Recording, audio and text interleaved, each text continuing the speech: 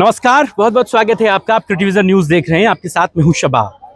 बिहार चुनाव के नतीजे, शपथ ग्रहण, मुख्यमंत्री, सब कुछ आपने देख लिया।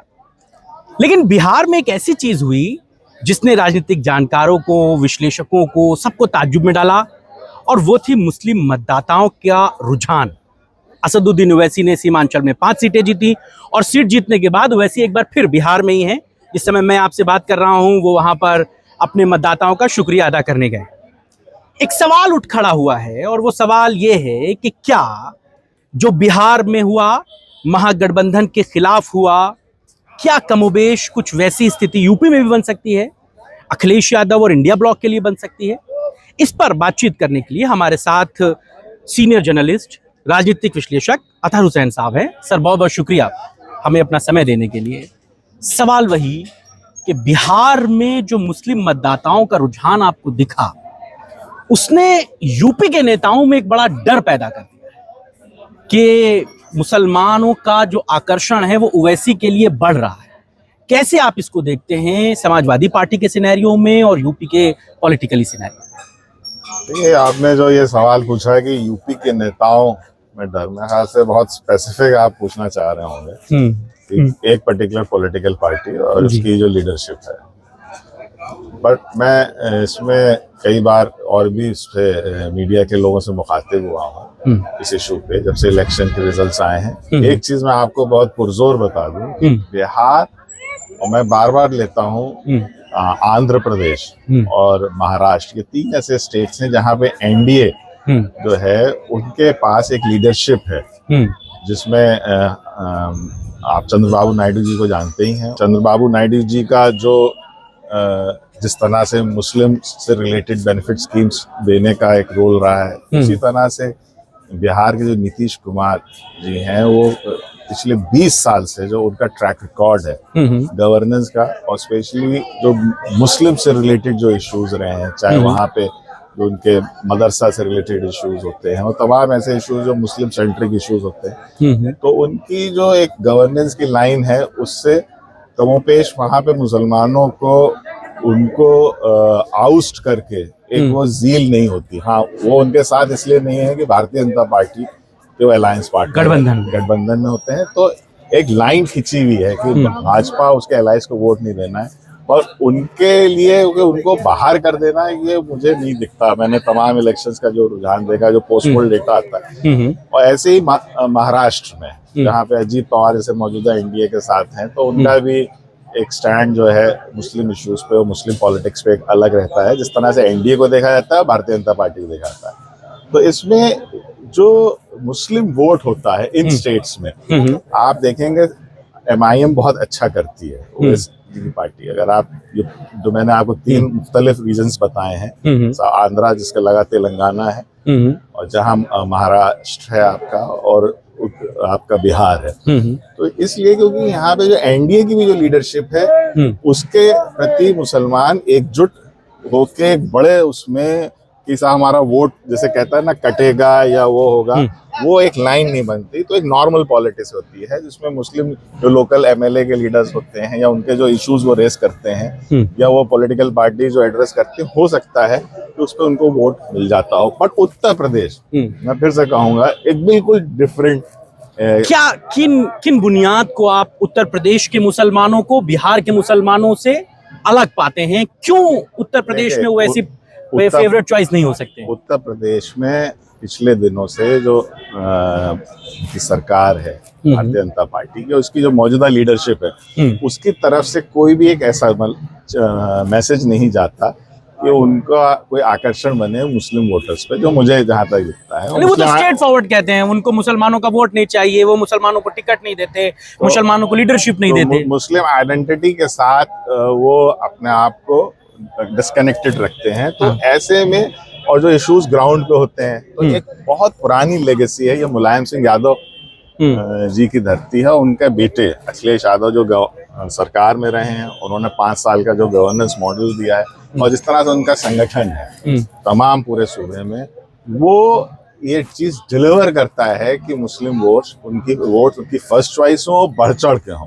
और एमआईएम के लिए स्पेस इसलिए नहीं बनती क्योंकि यहाँ पे आज भी उतनी ही जरूरत है कि किसी तरह जो मौजूदा एस्टैब्लिशमेंट है वो बाहर जाए सरकार से और नई सरकार आए जिसमें गुंजाइश ये रहे कि उनके भी एस्पिरेशंस पूरे हों। तो इसलिए एमआईएम के यहाँ मेरी बात ये है कि मुसलमान पहले ये सोचता था कि जो सरकार बदल सकता हो हम उसे वोट करें, लेकिन बिहार में तो ओवैसी ना सरकार बनाने में थे ना सरकार बिगाड़ने में थे, फिर मुसलमान उनकी तरफ क्यों शिफ्ट हुआ? जबकि जो बात आप कह रहे हैं मुलायम सिंह के साथ मुसलमानों की जुड़ी थी, मुल्ला मुलायम उन्हें कहा जाता था, कमोबेश यही इमेज तो लालू यादव की भी बिहार में थी, मुसलमान उनके साथ जुड़ा था।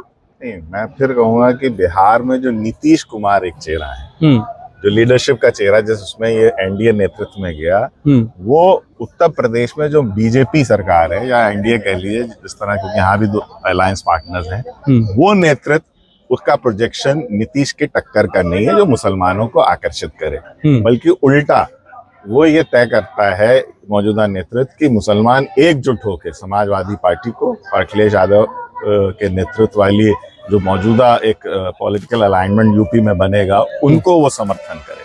तो इसलिए आप बिल्कुल साफ मैं कह सकता हूं कि वो चीज सिचुएशन नहीं आने वाली है अगर मौजूदा बीजेपी का नेतृत्व यही रहता है। अगर नेतृत्व बदलता है तो तब नई परिस्थितियां होंगी, पर मौजूदा नेतृत्व में बिहार नहीं रिपीट हो सकता है, क्योंकि बिहार में नीतीश कुमार चेहरा थे और नीतीश कुमार ये वही है जब पार्लियामेंट में आया था वक्फ अमेंडमेंट बिल, तो जेडीयू ने जब सदन में लोकसभा में इस इशू को रेस किया तो उन्हीं के ही प्रेशर से ज्वाइंट पार्लियामेंट्री कमेटी बनी थी, जेपीसी बनी। तो इन इश्यूज पे वो मुस्तकिल वो रहते हैं, वहाँ की जो उनकी लोकल लीडरशिप है उसमें स्टेट लीडर में एक बहुत बड़े उलेमा है जो all India personal law board से भी जुड़े हुए हैं और उनको वो नेतृत्व का हिस्सा बनाते हैं। तो वो एक उनका तरीका काम करने का अलग है। तो वो लगता है कि ये मल्टी फैसेटेड डेमोक्रेसी मुसलमानों के कंटेक्स्ट में है। और अगर बिहार में नीतीश कुमार की जगह बीजेपी का सीएम कैंडिडेट होता तो मुसलमान वोटर महागठबंधन की तरफ मूव हो जाता। हाँ बिल्कुल, मेरा ये मानना है। जिस तरह से गया है अभी भी महागठबंधन ही को गया अधिकतर वोट, अगर आप पोस्ट पोल डेटा आएगा 70%, 3/4 ज्यादा बढ़ के गया होगा। और जो ये छितरा है, मतलब जहाँ पे वैसी साहब का या एमआईएम का कोई एक ऐसा कैंडिडेट है जिसकी इंडिविजुअल इमेज है, तो वहाँ पे जैसे हिमाचल का एक एरिया है जो कि काफी दिनों से वहाँ पे उनके लीडरशिप काम कर रही है, जो उनके प्रदेश अध्यक्ष काम कर रहे हैं, तो पुराने नेता हैं, तो उस तरह से उनके सेंट्रिक ये वोट पड़ सकता है। और एक और बड़ी बात चल निकली है मायावती को लेकर के कि यूपी में मायावती मुसलमानों पर बड़ा फोकस है और एक हवा बनाई जा रही है कि ओवैसी चूंकि उन्होंने बिहार में मायावती को 3 सीटों पर खुला समर्थन दिया, आपने कैंडिडेट विड्रॉ कर लिए, बसपा के कैंडिडेट लड़ाए, वो भले जीत ना पाए, रामगढ़ में जो एक कैंडिडेट जीता वहां पर भी एमआईएम ने अपना कैंडिडेट विड्रॉ किया था, तब वहां पर बीएसपी का कैंडिडेट जीता। तो ओवैसी बिहार में मायावती पर बड़ा एहसान कर रहे हैं। पिछली बार गठबंधन में लड़े थे 20 में, इस बार गठबंधन नहीं हो पाया, तब भी एहसान कर रहे हैं। वो चाहते हैं कि मायावती के साथ कोलैबोरेशन हो जाए, उनको एक बेस मिल जाए, और मायावती भी मुसलमानों पर इसमें बड़ा टारगेटेड फोकस कर रही है।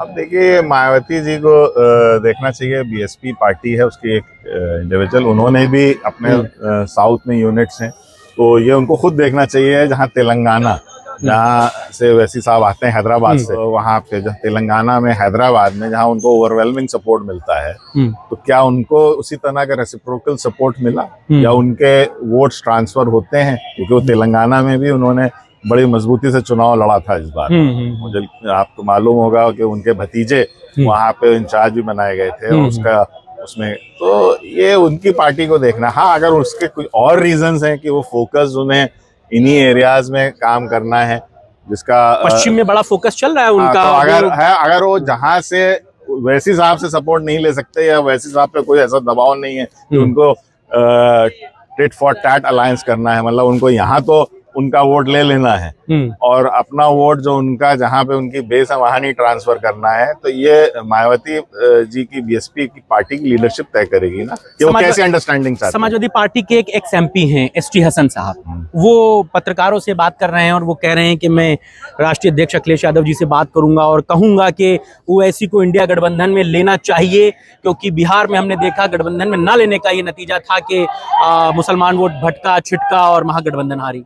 देखिए, उनकी वो इंडिविजुअल कैपेसिटी में वो कह सकते हैं, पर समाजवादी पार्टी की जो मैं जहां तक जानता हूं, जो मेरी समझ है, जो लाइन है उसमें ऐसी कभी कोई गुंजाइश नहीं है कि MIM जैसी पार्टी के साथ उनका कोई अलायंस हो। ऑल इंडिया मजलिस इत्तेहादुल मुस्लिमीन एक पार्टी है जिसका बेस जिसके MP हैदराबाद आंध्र प्रदेश से आते हैं, और वो एक मुस्लिम मेजॉरिटी एरिया से उन्होंने अभी तक पॉलिटिक्स की है, जहाँ पे, और ये उत्तर प्रदेश अवध का इलाका, यहाँ पे बहुत कम ऐसी सीट्स होंगी जहाँ पे मुस्लिम मेजॉरिटी है। नहीं, मुसलमानों की लगभग उत्तर प्रदेश की अगर मैं बात करूं सर, तो लगभग 100 के आसपास ऐसी सीटें हैं जहां पर मुसलमान वोटर एक बड़ी आबादी में है और वो तय कर लेता है कि 30-35 सीटों पर तो जीत हार तय कर लेता है।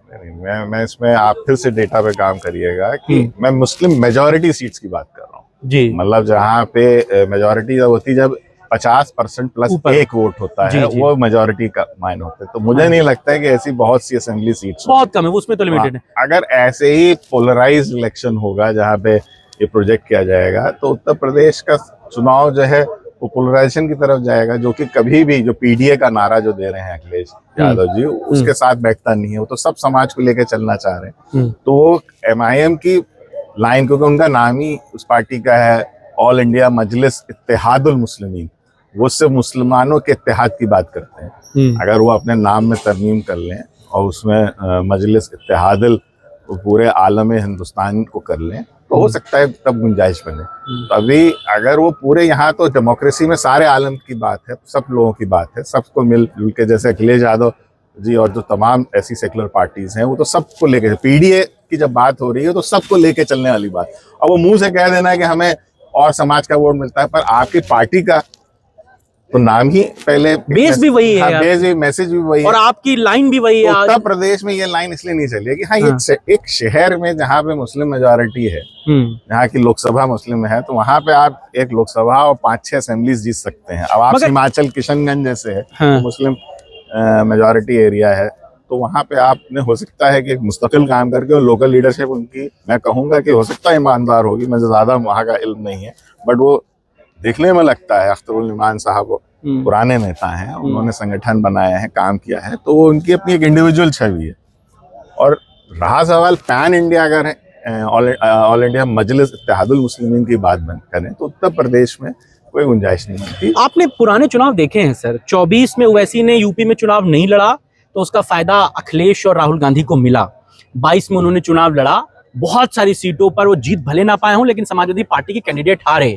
सेम यही कंडीशन 2019 के लोकसभा चुनाव में रही, 17 के विधानसभा चुनाव में रही। तो ओवैसी अगर लड़ रहे हैं उत्तर प्रदेश में, वो जीत भले ना पा रहे हों, वो पश्चिमी यूपी की तमाम सीटें हैं, मेरठ है, मुजफ्फरनगर है, मीरापुर है, वो पूरब में बहराइच है, इधर की है, जहां पर जो बात आप कह रहे हैं मुसलमान मतदाताओं की संख्या, वैसे तो अमिताभ बच्चन है ना मुसलमानों के, जब वो बोलते हैं तो लोग सुनते तो हैं कम से कम उनको, तो वो एक हराने की गुंजाइश में तो रहते हैं। वो एक तबका है जो उनको देखता है जिस तरह की, वो वही मैंने कहा कि जब मुस्लिम वॉइस की जो एस्पिरेशंस है, मुसलमानों की राजनीति, हर समाज की एक एस्पिरेशंस होती हैं, और वैसे साहब के ऊपर जो ये है कि उन्हें इन स्पेसेस में जाके, उनके पास संसाधन भी हैं, बहुत संसाधन है, और उनके ऊपर कोई दबाव भी नहीं दिखता कि किसी तरह से, और पॉलिटिकल लीडरशिप के साथ दबाव होता है, तो ऐसा नहीं दिखता कि उन पर कोई दबाव है। तो जब वो खुल के, उनको पूरी छूट भी है कि वो अपने भाषणों में कुछ कह सकते हैं। हाँ। तो जब ऐसी बात करते हैं तो कोई ना, हर आप समाज में आइडियोलॉजिकली हर जहन के लोग होते हैं। जो मैं मानता हूँ मुसलमान हिंदुस्तान का आज भी सेकुलर और एक लिबरल माइंडेड समाज है, प्रोग्रेसिव सोच का है, और उसको इश्यूज वही हैं जो पूरे भारत के हैं। उसके भी बच्चों को नौकरियां चाहिए, उनको भी अपने लिए हिफाजत चाहिए है, उनको भी अगर वो जो काम कर रहा है, उसकी खेती किसानी है, उसके लिए अच्छे संसाधन चाहिए, अच्छे अस्पताल चाहिए, हेल्थ फैसिलिटी, और उसको वो सारी चीजें, मतलब एक ऐसा माहौल चाहिए कि देश में उन्नति हो और उनकी नेक्स्ट जनरेशन को एम्प्लॉयमेंट मिले। तो वो सारे एस्पिरेशन मुस्लिम समाज के भी। आखिरी बात, मुसलमान अगर ओवैसी के साथ नहीं जाएंगे, बसपा पर उनको भरोसा नहीं है, तो वो अखिलेश यादव के साथ क्यों आएंगे और क्यों आना चाहिए उन्हें? पास्ट रिकॉर्ड, अखिलेश यादव का जो अपना गवर्नेंस मॉडल है, उससे पहले मुलायम सिंह यादव जी, नेताजी का जो मॉडल रहा है, उन्होंने डिलीवर किया है, एक ऐसा माहौल दिया है कि सारे समाज, मतलब मुसलमान समाज की बात नहीं, और हर समाज का उत्थान किया है, काम किया है। और कहीं भी एक ऐसी सेंस ऑफ वो नहीं रही कि उनको सिक्योरिटी का लैप्स हो रहा है उनके लिए। उनको कहीं भी ऐसा एक दबाव नहीं रहा कि उनको बिजनेस में इलाज या कोई भी कारोबार वो करते हैं उन पर कोई दबाव होता है, या जो ये एक नया मॉडल ऑफ जस्टिस आया है उसका भी उनको दबाव नहीं है। लेकिन यहाँ से एक बात जुड़ जाती है, जब आप इस बातों को कहते हैं तो लोग ये भी कहते हैं कि हमने मुसलमानों ने 100% अखिलेश यादव को वोट किया, 22 में करीबन 30-32 विधायक मुसलमान बन गए, लोकसभा के बहुत सारे सांसद मुसलमान जीत गए। बावजूद इसके जब मुसलमान नेताओं पर कोई प्रॉब्लम्स आती है, जेल कोर्ट कचहरी का मामला आता है, तो अखिलेश यादव उनके साथ खड़े नहीं होते। एक नैरेटिव सेट किया जाता है कि आजम खान परेशान थे, अखिलेश यादव ने कुछ नहीं कहा। इरफान सोलंकी जेल चले गए, अखिलेश यादव ने कुछ नहीं कहा। जाहिद बेग को जेल हो गई, अखिलेश यादव ने कुछ नहीं कहा। एक ये भी नैरेटिव सेट किया जाता है मुसलमान नेताओं को लेकर के कि आप जिन्हें वोट कर रहे हैं उनके साथ देखो ये हश्र हो रहा है, अखिलेश यादव उनके साथ नहीं।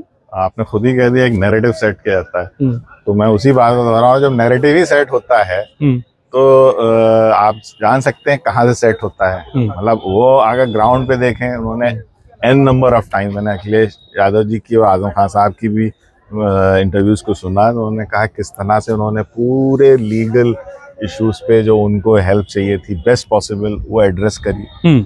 और जो भी आप तमाम बात कर रहे हैं कि जो भी इनका नेता, अभी आप शायद प्रेस कॉन्फ्रेंस में थे, मैं भी था, मैं सुन रहा था कि किसी एक लीडर को, उनके एमएलए को एक झूठी एफआईआर में फंसाया जा रहा है, तो वो सब चीजें इन तक आती हैं और वो एड्रेस करते हैं, बट उसका नैरेटिव नहीं बन पाता है क्योंकि आज जिस तरह डोमेन में नहीं जा पाता, जिस तरह से नैरेटिव बन रहा है एक सिंगल इश्यूज को और सिंगल पॉलिटिकल आइडियोलॉजी के ही नैरेटिव को अगर सामने रखा जाएगा तो पैरेलल नैरेटिव्स कहाँ बन पाएंगे। तो अखिलेश को भी घबराने की जरूरत नहीं है। नहीं, उनका ग्राउंड पे बहुत है और खासतौर से मुस्लिम वोट और पूरा पीडीए समाज। अच्छा, एक चीज और छूट गई, वो क्या कांग्रेस और अखिलेश यादव के गठबंधन का होना जरूरी है, मुसलमान वोटों का छिटराव ना हो?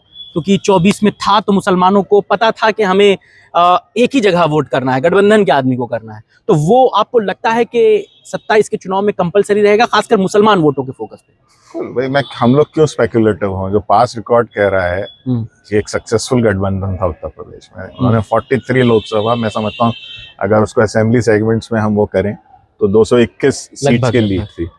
तो उसी सीट्स के प्रोजेक्शन से जैसे बिहार में नतीजे आए हैं, 30 सीटें एनडीए ने जीती थी और 10 महागठबंधन ने। 75% का उनकी वहां लीड थी। हमारी यहाँ पे अगर समाजवादी पार्टी का देखते हैं तो 43 आउट ऑफ 80 है, तो उनका मोर देन मतलब 55 से 60% की लीड है। तो उसी ही 22%, उनको 75% की लीड पे 90% सीटें मिल गई। तो अगर इनका 55-60 है तो इनको उस प्रोजेक्शन के साथ 2/3 सीट, 300 सीट तो वो इसी प्रोजेक्शन से टच कर जाएंगे। और उसका सामने एग्जाम्पल है बिहार का नतीजा। क्या सीखना चाहिए बिहार के नतीजों से अखिलेश यादव को? कि कंसिस्टेंट रहें और कोई भी अभी जो 2024 की जो इश्यूज हैं ग्राउंड पे और जो हवा है वो अभी बरकरार है, बनाए रखें उसको।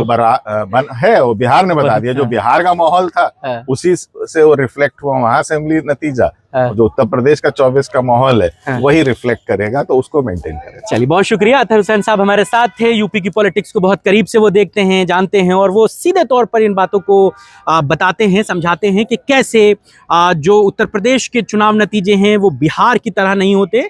वहाँ के चुनावी सिनेरियो में और यहाँ के चुनावी सिनेरियो में बहुत फर्क है। नतीजों के बाद चुनावों पर क्या इसका इम्पैक्ट होगा, क्या उस पर रिफ्लेक्शन होगा, इसके लिए थोड़ा सा इंतजार करना होगा। लेकिन अखिलेश यादव को ओवैसी या मुसलमान वोटों के बिखराव से डरने की जरूरत नहीं है। अतहर हुसैन सर के अल्फाजों को अगर मैं कंक्लूड करूं तो, और वो नेता जो जबरदस्ती दबाव बना रहे हैं कि हमें ओवैसी के साथ गठबंधन कर लेना चाहिए, उन नेताओं पर भी एक्शन हो जाना चाहिए कि ये लोग जबरदस्ती जो है वो दूसरे को दूल्हा बनाने के चक्कर में। बहुत शुक्रिया सर, आपने हमें वक्त दिया। आपको चर्चा कैसी लगी मैं बताइएगा, आपके राय और विचारों का इंतजार रहेगा। नमस्कार।